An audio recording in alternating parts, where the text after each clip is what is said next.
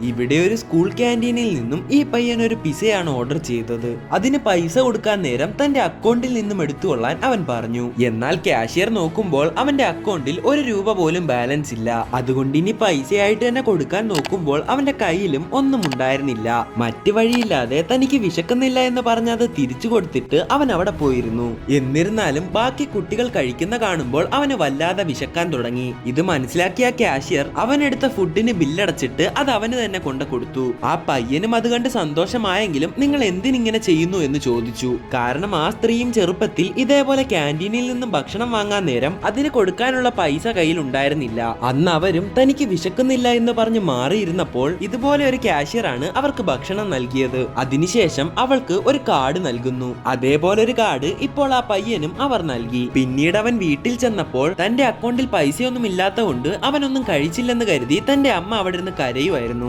എന്നാൽ അവൻ കഴിച്ചെന്ന് പറഞ്ഞ് അവർ നൽകിയ കാർഡ് അവന്റെ അമ്മയ്ക്ക് കൊടുത്തു. അത് കണ്ടപ്പോൾ ആ അമ്മയും ഒരു ഫ്ലാഷ് ബാക്കിലേക്ക് പോകുന്നു. അപ്പോഴാണ് നമുക്ക് മനസ്സിലാവുന്നത് ഇപ്പോഴത്തെ കാഷ്യറിന്റെ ചെറുപ്പത്തിൽ അവർക്ക് ഭക്ഷണം നൽകിയത് ഈ പയ്യന്റെ അമ്മയായിരുന്നു. അത് മനസ്സിലാക്കിയ അമ്മ വളരെയധികം സന്തോഷിക്കുന്നു.